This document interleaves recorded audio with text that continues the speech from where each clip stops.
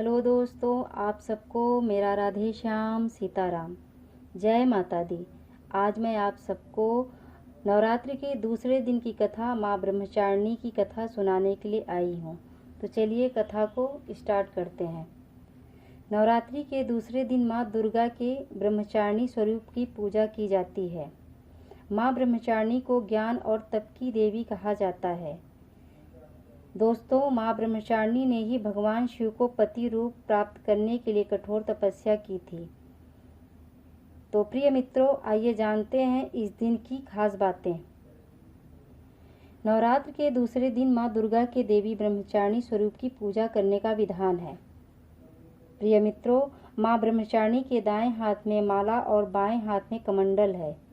शास्त्रों में बताया गया है कि माँ दुर्गा ने पार्वती के रूप में पर्वतराज के यहाँ पुत्री बनकर जन्म लिया और महर्षि नारद के कहने पर अपने जीवन में भगवान महादेव को पति के रूप में पाने के लिए कठोर तपस्या की थी।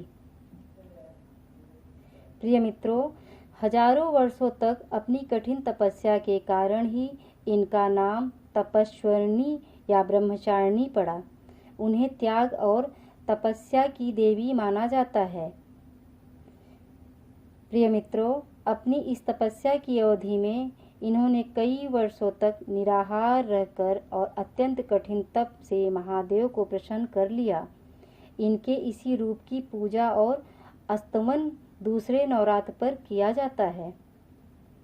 प्रिय मित्रों, हजारों वर्षों तक की थी माँ ने तपस्या। माँ ब्रह्मचारिणी भगवती दुर्गा की 9 शक्तियों में से इनका दूसरा रूप माना जाता है। शास्त्रों में ऐसा उल्लेख आया है कि माता ब्रह्मचारिणी पूर्व जन्म में राजा हिमालय के घर में मैना के गर्भ से उत्पन्न हुई।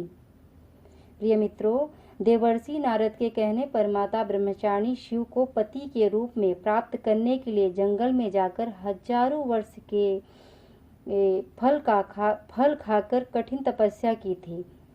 प्रिय मित्रों, पुनः शिव को विशेष प्रसन्न करने के लिए ब्रह्मचारिणी ने 30,000 वर्ष तक वृक्षों से गिरे सूखे पत्तों को खाकर कठिन तपस्या की थी।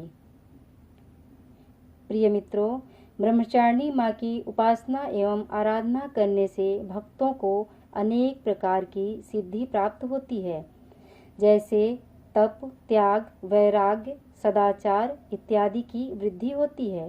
प्रिय मित्रों, इनकी कृपा से भक्तों को सर्वत्र विजय की प्राप्ति होती है एवं जीवन की अनेक प्रकार की परेशानियां भी समाप्त हो जाती हैं। प्रिय मित्रों, माता ब्रह्मचारिणी के दाहिने हाथ में अक्षमाला, बाएं हाथ में कमंडल है। माँ ब्रह्मचारिणी की पूजा निम्न मंत्र के माध्यम से की जाती है। तधाना कर्धपाभ्याम अक्षमाला कमंडलु देवी प्रसीदतु मयि ब्रह्मचारिणी नुत्तमा। अर्थात जिनके एक हाथ में अक्षमाला है और दूसरे हाथ में कमंडल है, ऐसी उत्तम ब्रह्मचारिणी रूपा माँ दुर्गा मुझ पर हम सब पर कृपा करें।